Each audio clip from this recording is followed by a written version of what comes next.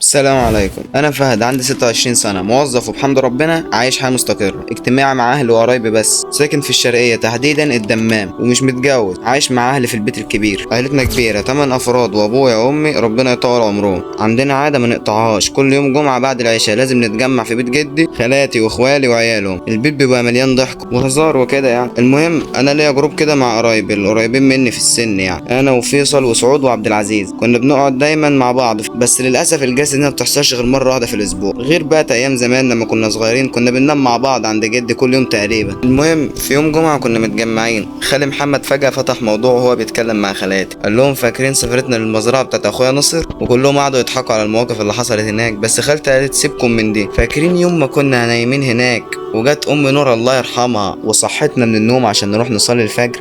الكل ضحك، بس انا وفيصل وعبد العزيز وسعود بصينا لبعض باستغراب، ازاي يعني تصحيهم وهي متوفيه اصلا؟ ركز معايا بقى يا عزيزي المشاهد، خلوني اشرح لكم الحكايه من الاول. كان عندي خال اسمه ناصر الله يرحمه، انا ما لحقتش اشوفه. كان عنده مزرعه ضخمه في القصيم او في القصيم ايهما اقرب، واسعه لدرجه ان انت لو مشيت فيها تتوه. بعد ما توفى عياله ما باعوهاش بس سابوها مهجوره. خلونا نرجع للواقع. وانا قاعد طلعت التليفون وبعت لفيصل، قلت له يا اسطى ازاي شافوا جدتك نور وهي ميته؟ هم بيهزروا ولا ايه؟ بسم الله الرحمن الرحيم. هو رد عليا بضحكه، والله المزرعه دي وكانها في المراق، وقال لي يلا نطلع نتعشى احسن. طلعنا وكلمت عبد العزيز وسعود، قلت لهم تعالوا كلوا معانا. الكل وافق الا سعود، قال مش جعان بس هاجي اقعد معاكم يعني وكده. وخرجنا من بيت جدي وركبنا مع فيصل، واول ما وصلنا للمطعم رجعت وفتحت معاهم القصه تاني. قلت لهم يا ولاد انتوا متاكدين ان المزرعه دي مهجوره للدرجه دي؟ سعود رد وقال اسمعوا انا هقول لكم حاجه حصلت مع ابويا في المزرعه دي. ابويا راح مع واحد صاحبه يقضوا يومين هناك، بالليل وهم نايمين شافني جاي عنده واقف عند سريره واصحيه عشان يلعب معايا، واني مسكته من ايده بالعافيه عشان يقوم يلعب معايا. وبعدها خطفت الكره وجريت للمستودع. عبد العزيز قطع كلامه باستغراب، ازاي يعني عمرك 6 سنين؟ سعود كمل وقال الموضوع باختصار ان ابويا شاف جن متشكل على هيئتي وانا صغير، وكان الهدف الوحيد ان هو يخليه يفضل ورا لحد بره المستودع او لحد جوه المستودع. فيصل ضحك وقال يا عيال بالله عليكم والله الكذب عندكم بجنيه. انا قلت لهم طب يا عيال احنا ليه قاعدين هنا؟ طب ما نروح نشوف بعينينا احسن، نعرف اذا اللي بيتقال صح ولا غلط ولا اي كلام. عبد العزيز اتوتر وقال انا مستحيل، انا خواف من الحاجات دي، انتوا اكيد عارفين يعني، روحوا لوحدكم يا عم. سعود رفع حاجبه وقال تمام انا معاك، خلينا نشوف الحكايه. سعود قال وهو مركز بس قبل ما نروح لازم تفهموا ان خالك ناصر ما ماتش موته طبيعيه زي ما الكل فاكر. كلنا اتصدمنا وسالناه يعني مات ازاي يعني؟ قال اسمعوا خالك ناصر كان بيموت في حاجه اسمها العزف بشكل مش طبيعي خالص، مع انه كان تاجر كبير ومرتاح ماديا.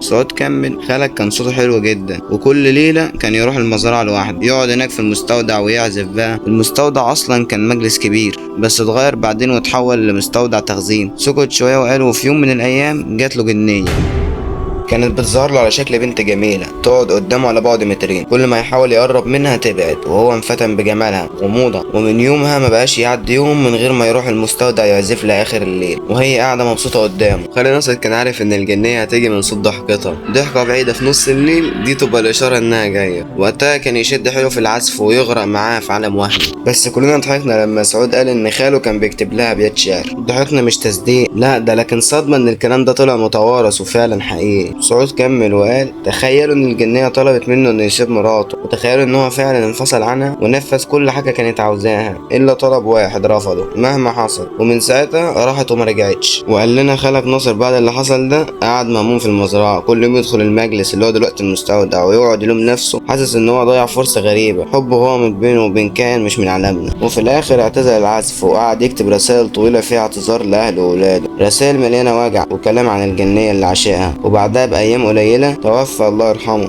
ولقوا كل الرسائل والكلام ده موجود جوه المستودع نفسه. انا بقى قعدت ساكت بعد كلام سعود، الهواجس كلها لفت في دماغي، ازاي ده حصل؟ هل خالي فعلا عاش قصة حب مع جنية ولا كلها كلام اوهام واساطير؟ الجو كان تقيل لدرجة ان انا حسيت اني خلاص داخل القصة معاهم.